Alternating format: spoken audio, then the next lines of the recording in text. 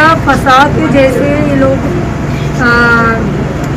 महिलाओं को, हिंदू महिलाओं को फंसा के बाध्य करते हैं, मजबूर करते हैं कि या तो हम उनके हिसाब से चलें या फिर हम नौकरी छोड़ दें। ऐसी बाधित व्यवस्था की वजह से मुझे ये प्रेस कॉन्फ्रेंस करना पड़ा। मैं जितना 10 महीनों में मैंने जितने हरासमेंट और जितने टॉर्चर सहन किए हैं, उस चीज़ को तो मुझे आगे लाना ही था। प्लस मुझे ये जागृति देनी है कि औरतें अगर हिंदू हैं तो हमें कम से कम ये तो कुछ स्टेप्स लेने चाहिए कि हम उनके प्रोटेक्शन के लिए और ये धर्मांतरण का जो अंडर कवर प्रोसेस चलता है, जिसका हाईलाइट हमको कभी पता नहीं लगता। हमें लगता है कि हम बस कैजुअल टॉक में हैं या कैजुअल बातें कर रहे हैं, जबकि वो आपको फंसा के उस चीज़ के लिए एक्सेप्ट करने की कोशिश करवाने की कोशिश करते हैं कि हम धर्मांतरण करें, मुसलमान चीज़ों को अपनाएं।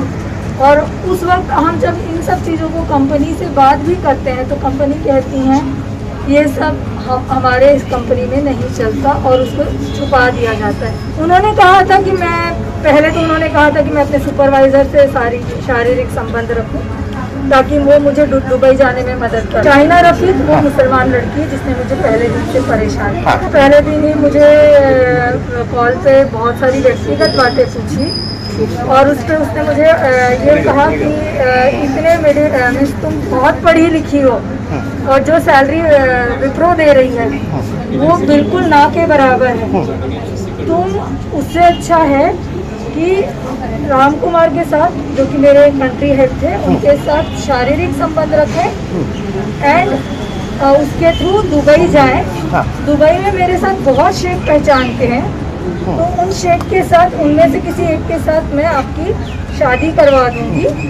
उससे आपको फिनेंशियल ग्रोथ मिलेगी, सेक्सुअल जो आप अभी अकेले रह रही हैं सेक्सुअल सेटिस्फैक्शन मिलेगा और बाकी जो सारी अड़चने हैं, अकेले रहना, अकेले ही सारे काम करना और अकेले ही सबको स्टेबल करना खुद को, वो सबसे आपको निजात मिल जाएगी।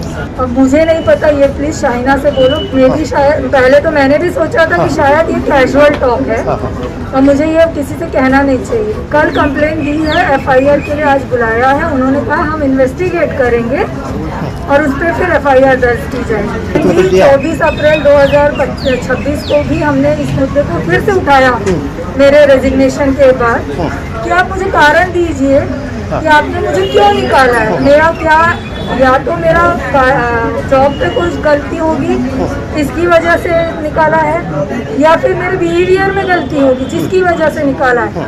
और अगर सिर्फ और सिर्फ ये बात है कि वो कहते हैं कि मैं मुसलमान समाज के अगेंस्ट कुछ बोल रही हूँ, इसकी वजह से निकाला जाए, तो एक पक्ष पे तो बात एक ही हाथ से तो नहीं होती ना। आप भी बात कर रहे हैं तभी मैं उसका मेरी मांग सिंपल है, मेरे को मेरी जॉब वापस चाहिए वेरी वेल, क्योंकि मैं वो डिजर्विंग हूँ, वर्दी हूँ। इलीगल टर्मिनेशन था, मैंने बार बार कहा है।